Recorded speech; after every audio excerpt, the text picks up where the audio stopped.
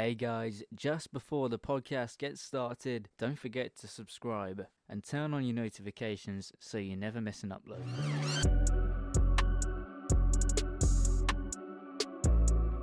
Hello everybody and welcome back to the Yellow Squared podcast. My name is Ned and I'm of course joined with my brother James. James, another loss. Pressure is mounting on Valerian Ismail. And there is plenty of discussion to be had today. So, how are you doing after that loss yesterday? And what are you saying at the moment? Hey mate, hello everybody. Yeah, I mean it's a tough time, isn't it, to be a Watford fan? It's Yes. difficult to us to shake the feeling that we're back to where we were 12 months ago, with everything sort of falling apart and the wheels well and truly falling off the wagon. Yeah. And you can see it just feels like there's now a divide again between club and fans, and Potso out or Val out or all that kind of stuff. So it Yeah. just feels like Yeah. a very messy It's and deja vu, isn't it, from last yeah, season? it is, and to be honest, it's tiring, isn't it? I mean, Mm. it would just be nice to have a little bit of stability and just have that feeling of um going to enjoy watching Watford, and it's Yeah. not there at the moment. Yeah. But I mean, that gives us plenty to talk about, doesn't it? So It does. Yeah. yeah, I'm looking forward to this one because I think speaking before recording, I think there's some juicy bits to go through, and hopefully we might be able to, through our own words, um, maybe get our point across and get and sort of lay out some sort of objective Yeah. facts and stats to why we think certain things are happening. Yeah. Yeah. It's definitely going to be an interesting one. I feel like personalities are divided on Watford media. I'll say across Yeah. various platforms. Um, so yeah, hopefully you'll enjoy this podcast as we often do recording, and please feel free to drop us a comment on any of the topics we're talking about. We'd love to hear from you guys. Okay, then, James. Before we get into that, we have to carry on with Guess the Player. Now, I Yes, believe it's a tie at the moment, 13 all. I it got is. Yeah, a little 13 apiece. three-pointer last week. A beautiful Thomas Priskin, and I have pulled it back level. So, are you ready, James? This is a juicy one Certainly this am. week. I'm looking forward to it. Yeah, come on, mate. Okay, then. Clue number one for those playing at home as well. I signed for my first club, Banik Ostrava, age 17, in January 2010, before moving to Udinese in that summer. Oh, 2010. Banik Ostrava. Mm. Oh, now I feel like I might embarrass myself here, but I think they're Czech. I think they're a Czech team. Mm. Well, that's up to you to decide, isn't it? 2010, 2010, and then straight to Udinese. So I feel like I got one of two options, and or okay, I'm gonna guess that this player is Daniel Pudil. Oh. I like the Oh, thought process. I like the thought process. Yes, for those playing along at home, Banik Ostrava is a team from the Czech Republic. So, still all to play for, and 2 points okay, on the line in for the next little clue. But yeah, like the thought process okay, there. I feel like you're well on your way okay. to getting the points this week. Hopefully, yeah, hopefully with my second guess, then we can get this tied up. Hopefully, Mm. and keep the pressure on you for next week. Yeah, All right then, James. So I feel like we have to start with Millwall. whoa, Another loss, yeah, pushing us to one win in nine. Is that in all yeah. competitions or just in the championship? That is all competitions, I think, because that includes the Southampton FA Cup loss, doesn't it? I Yes, think. yeah, I think so. Right then, one win in nine. I feel like we knew what we were expecting. Neil Harris, big return to Millwall, Yeah, a full den, and we knew that there would be a barrage from minute one. Very, very loud atmosphere from what I could make out over Hive Live. And yeah, we knew we were in for some early turbulence, to say the least. And it really came off for Millwall in that the very, very opening exchanges. Yeah, We couldn't get a foothold in the game for the first 5 minutes, and they basically had us penned in our defensive third, which culminated in a lot of fouls and early fouls to give away, and of mm, course the 3rd minute Zion Fleming free kick. So James, early yes, exchanges, a few needless fouls, I will add. Um, Jake Livermore obviously being the yeah, culprit for the goal. yeah. What what Got can the you wrong side, say? didn't he? Yeah, what can you say about that? Obviously, it was a deflected free kick. The wall parts. It's not a pretty goal, but well, it's given them 3 points and definitely Yeah. mounted pressure on Ishmael. So what have you got to say on that, James? Well, I mean, you're absolutely right. It's exactly what everybody expected to happen. Millwall to come flying out of the traps.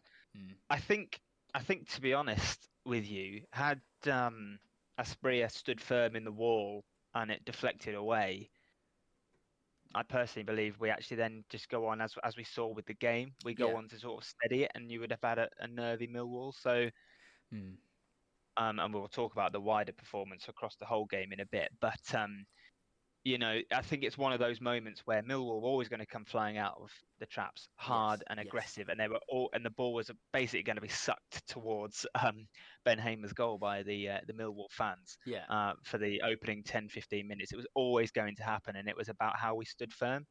Um, yeah, needless fouls were given away, and it's a tough one really because you're right. It's one of those goals where I mean he's had a pot shot from about 30 yards, and this one has happened to go in. But Yeah. how many times do you see a free kick from 30 yards just go ballooning over the bar miles away? Not, it's frustrating. It's disappointing because yes, Asprey has turned his back in the wall and it's deflected off his back and it's spun away, and then obviously Ben Hamer's scrabbling to try and get there and he can't get there. Mm, But yeah, it's difficult to escape that sinking feeling once that goal went in. But after that, and I think Pierre Mengoya on Hive Live, acknowledged it after about 15 minutes or so. After that, I thought to be honest, with the new system, the 4-2-3-1, the way that we were playing, I thought we looked comfortable. I mm, thought we were bringing the ball forward nicely. The tempo was a lot better. yes. Yeah. Yeah. And so you know, yes, we went a goal down. I thought we reacted to the goal in the first half pretty well. Um, we just, as I think is going to be a theme throughout this chat, mate, the final third, we just kind of fell apart, really. Yeah.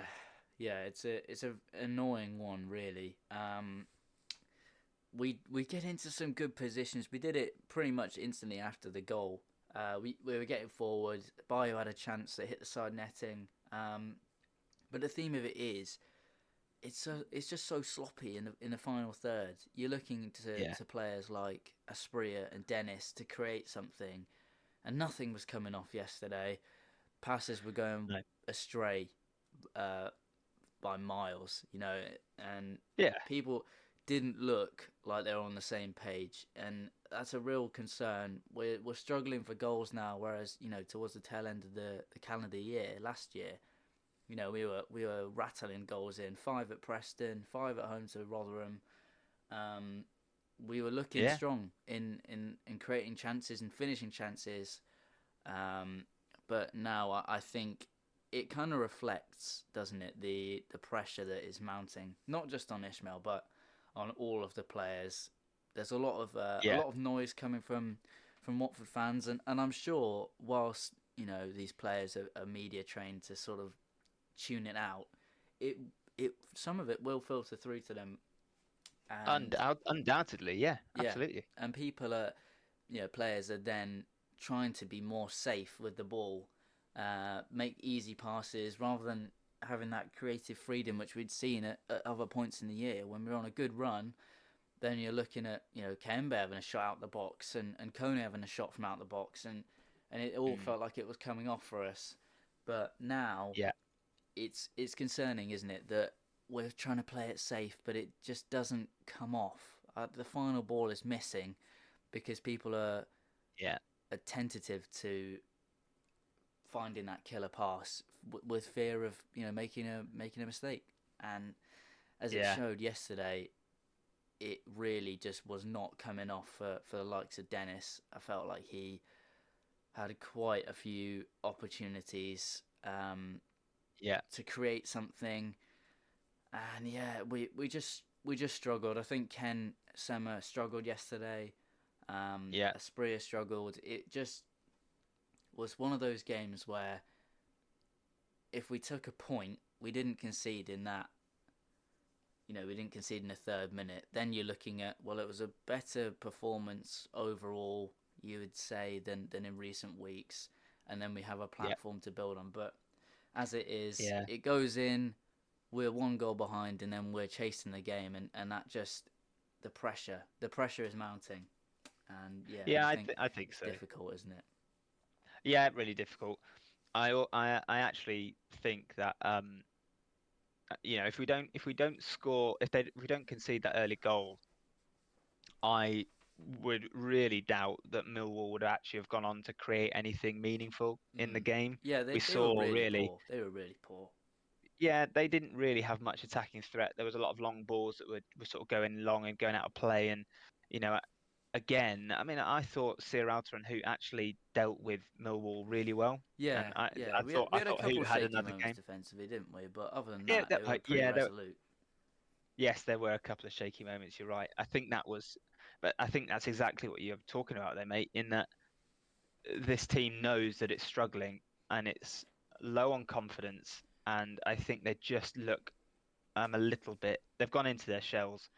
They're Yeah, going to take the easy pass. They're going to be tentative, and where we were so successful at sort of before Christmas was when we had the Hoot, Lewis, and Sema sort of triangle with Kone working really well. yeah, And unfortunately, three of those four players have had a dip in form. Um, Lewis, for me, he just looks so tentative and slow and laboured. yeah, Um, you know, he doesn't know whether he wants to go beyond Ken Zema or stay. And more often than not, he's going to check back and pass backwards. Ken's gone off the boil, I think, for me. He's not really getting into those positions where he was mm, getting in behind and beyond his man to get those crosses in. And as we know, Kone is struggling a little bit at the moment um, mm, with just form. So yeah, they just look really nervous, and they've just gone into themselves completely. But yeah, for yeah, as good as I say good as the first half was in terms of the reaction and getting into creative positions, the second half just never happened really, never got yeah, going. I don't think the substitutions worked. I would say Bio was the other highlight from the game. I mm, thought yeah, he showed Rajovic how to hold the ball up and to bring players into the game. He did it plenty of times yesterday, where he was just strong enough to hold off his centre back and just mm, bring other people into it. Bayer, I thought, did have a chance early in the second half with the Lewis cross, um, yeah. but It he was just went wide, didn't it? he just sort of got his angle wrong, didn't he? Really, he Mm, needed to hold his run slightly so he could just side foot it into the near post, but yeah, just didn't come off. But once Rajovic comes on, that's a red card for us. But I'm not going to go through that again. Um, yeah, it was just yeah, really pretty bad abject. It was in it the was just a really bad in nothing the final second third. half. No team really did Yeah, anything. We had a little bit of no, pressure early on, and then again in about the 60th minute, we had a bit more pressure. But there seems to be a lot of possession around the edge of the box. But it's the final ball, yeah, isn't it? And we can talk about that yeah, until we're blue in the face. It's not yeah. going to change They're unless just players get confidence back. And you yeah, would and our think heads completely went. you would think against teams like Rotherham and Sheffield Wednesday, they'd have the chance to reinstall some of that confidence from earlier in the year, but it's a struggle currently, and Yeah, I'm not yeah, really sure how Val fixes that unless we really turn up for one game and then we can build from that. yeah. All right then, James. The next sort of big topic is that right back situation, and just the fullbacks in general, with Ngakia coming back. Oh, yeah, But before that, I think I need a little breather, and we need a breather. So, yeah, clue two for guess the player. yeah. We'll get into it now. I feel like you might guess it off this one, but everyone needs to gather their breath after that Millwall chat, and then Yes, we can get into the fullback situation. All right then, James, are you ready for clue two? certainly am. Go for it. Okay then. So, famed for my lightning pace, I scored 38 times for Watford across two spells in 95 appearances. Oh, I mean, I can see him now beating the trap against Leeds in the 2012-2013 season and slotting in. I Mm. can see him going against Brighton, Yeah. away at Brighton, and tucking the ball in, both in the 2012-13 season and the promotion season. And I can see him just watching the ball over his shoulder for as Marco Cassetti provides one of the greatest assists in Championship history for the left-footed volley past Kasper Schmeichel Yeah. to put us, I think, 2-0, 1-0 up against Leicester City in that Deeney game. Mm. And yeah, it can only be Matej Vidra. Yeah, that is exactly right. Yes, Mate Very Vidra, good. Matej Vidra. one of the best championship strikers. Yeah, Of the 2010s, I'd have to say. He finished with us, moved on to Derby, played really well there. And he's only 31. I thought he was a bit older than that, but yeah, yeah. he's had a great career in the Yep. championship. He's now playing back in Czech Republic, I believe. Would you like to It hear just never clue came off three, for him. just for the sake of it? Yeah, yeah. Go on, let's hear what he said. Well, it was themed around Millwall, actually. So the third clue would have been I scored against this week's opponents, Millwall, in a 2-0 victory alongside Adlen Yes. Guardiola. Great volley from memory. Yes, yeah, it really was. I was watching the highlights as I was putting together that Oh, clue, and it was a great finish, yeah, and a very empty den, if I wanted to add that. yeah. Just How we are missing a striker with that pace. yeah, it would be unbelievable to have Oh, somebody that rapid, great finishing. Oh boy, yeah, yeah, we yeah, never yeah. knew how well we had it. Oh, yeah. We were lucky for a quite a long time, weren't we? I saw a clip. I saw a highlight reel of Igalo as well recently. Yeah, Oh, he was a good yeah, I player. saw that. Oh, yes. Yeah, well, we What's that can't now? lament on the 15, past. 15, 13. Yeah, 15-13 to you, all to play for next week. I could really do with a 3-pointer to finally take the lead Yeah. in guess the player. But it's definitely going down to the wire towards the end of the season, the business end. Yes. Okay then, but we can't lament on previous players forever because we could be here for a long time. Yeah. So, moving swiftly back to present Watford, there is I feel like there's a problem brewing, isn't there, in that right back position. Mm. There's now three players that Valerian likes to interchange in that spot, and a lot of Yep. people are confused as to why Ryan Andrews is missing out on starting so frequently of recent. James, I know you listened to From the Rookery End, who had the guy from Opta on. Is his name Yes. Matt Furniss? Is that it?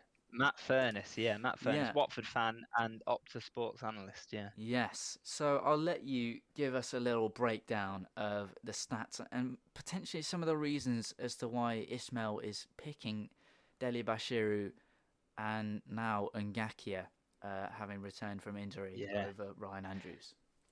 Yeah, happily, mate. Well, I think it's also worth just sort of laying out, I think, that all of the Andrews saga. You said people are confused.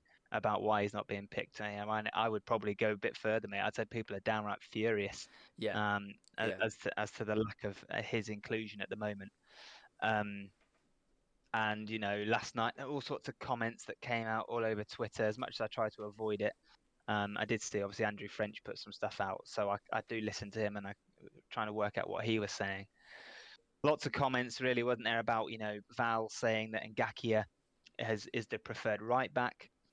And then there was sort of speculative tweets that seemingly were quoting Wayne Andrews, Ryan Andrews' dad, about sort of mental bullying, yeah. which I think it's really important at this time to say that Wayne Andrews came out this morning and said, "I've been misquoted. That's not what I was saying at all. I Yeah, was no, saying, no. I you read the full thread, and it really was taken massively out of context for him. I think he's just coming out to protect his young son, really. he's protecting his son, isn't he? And I think what he's saying is that professional football, you've got to deal with these situations where you're not playing, and it's challenging mentally for you. So yeah, he's absolutely right. He's sort of trying to protect him, and I don't think it's the suggestion that Val is bullying Ryan Yeah, Andrews yeah. through not including him. It's a crazy statement to come out with, isn't Yeah, it? To say that a manager's bullying someone. yeah, I absolutely. genuinely can't think from memory of a case that has ever happened like that. That springs to It was mind. But There was yeah, lots it's of that. I remember just going off piste a little bit. There was a lot of talk about Jose Mourinho and Dele Alli, wasn't there, a yes, few yeah, years ago? yeah, But then Dele Alli came out and said, "I don't know what you're talking about." Jose was brilliant to me. But anyway, so I think that's important context as to kind of where we are with Ryan Andrews at the moment.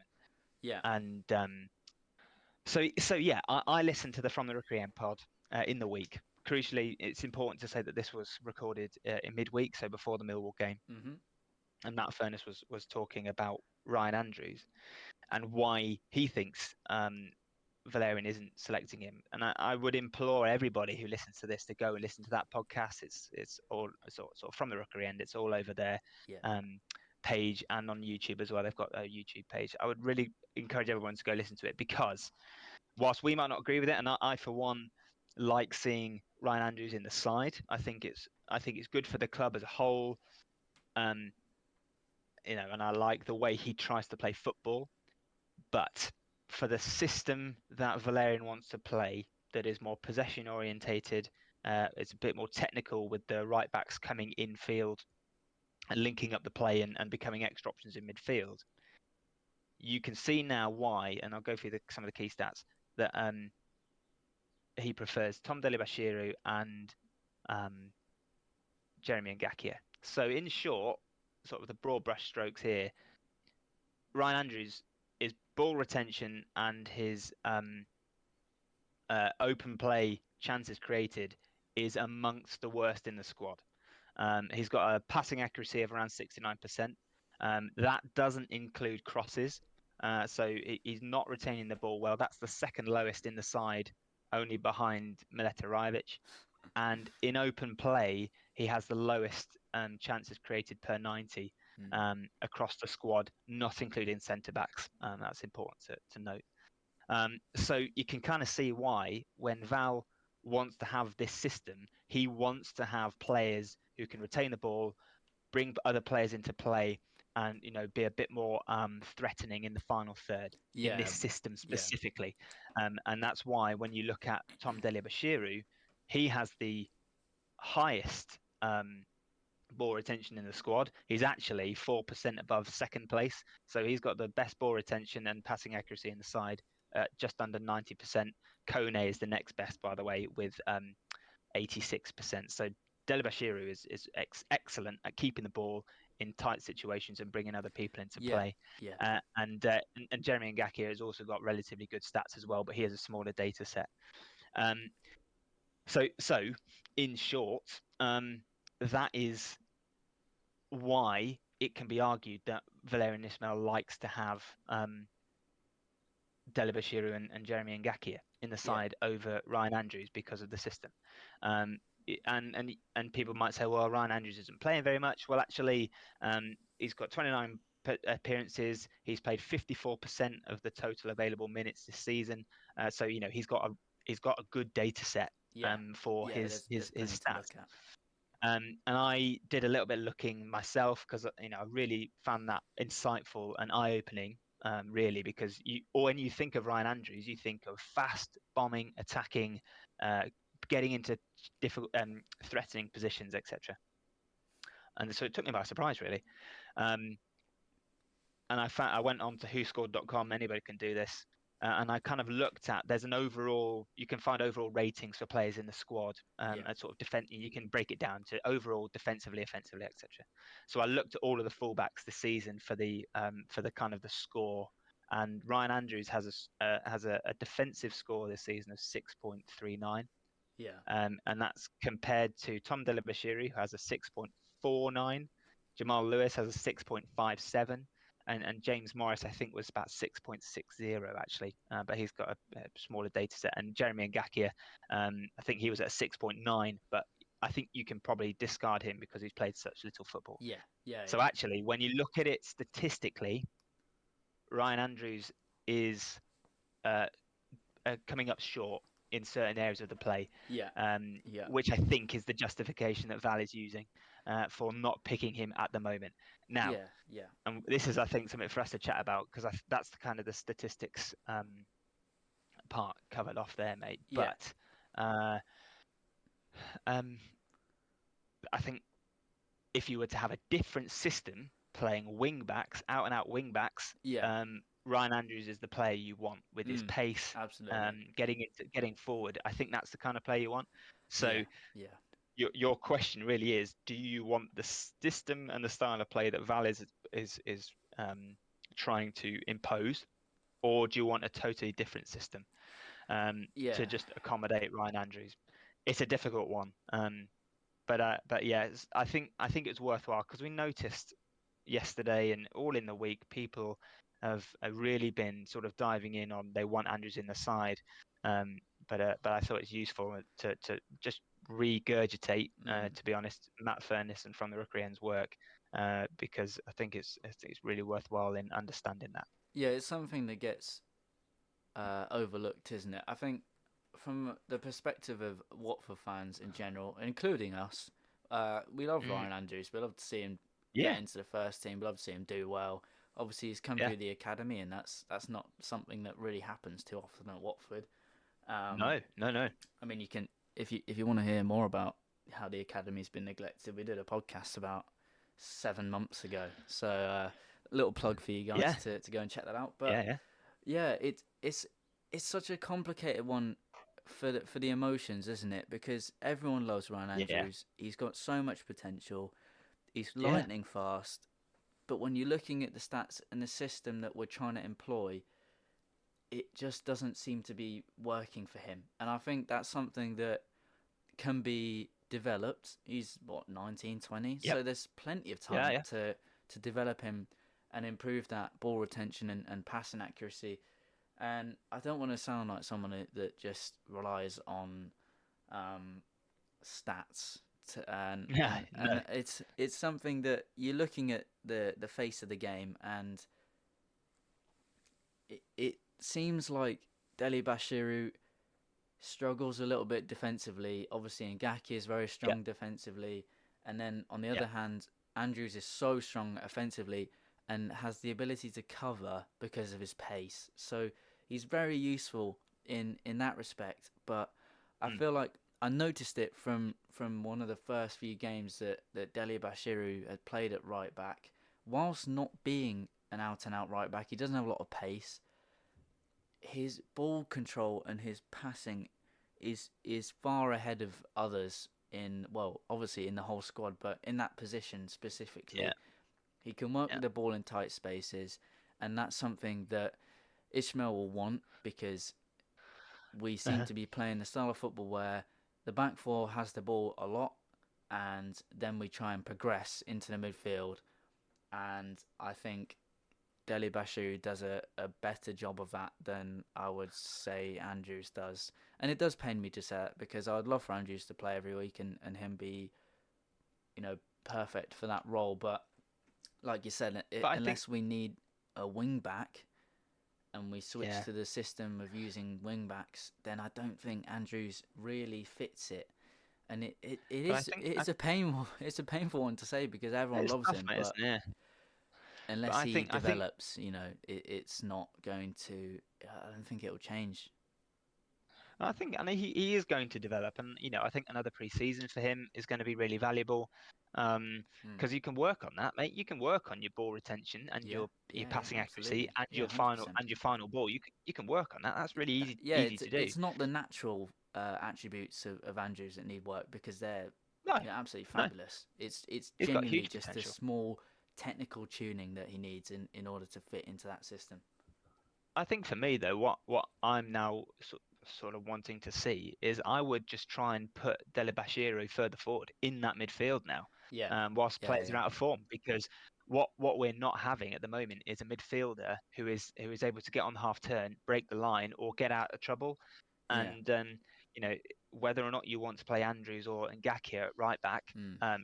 it seems to me that uh, Valerian wants Ngakia in there. Yeah, Um, yeah, yeah. discuss. Um, then put Telebashir further forward, because as we've seen, he he has got that dynamism that you want in midfield. Yeah, Um, yeah, yeah, so yeah, it's difficult, and if you have a sort of a more technical central midfielder who can break the line, then I think that actually then opens up the right hand side yeah, for somebody to go overlapping. yeah. Mm. Which so maybe there is a combination play in there where you've got a Spria out on the right who can cut in, Delabashir on the right hand side of midfield to be a bit more technical and get midfields to turn, which just leaves loads of space for Andrews out on the right hand side to attack. Yeah. Maybe, but I'm not Val. But No, and yeah, it's a conundrum, isn't it? And part of yeah, me is looking at it and thinking, whilst the team's out of form, there's a lot of pressure. I think maybe Val's looking at it in from another angle and saying, I'd like to try and protect Andrews from yeah. having such a violent dip in form and losing confidence, and then people are getting on his back as well.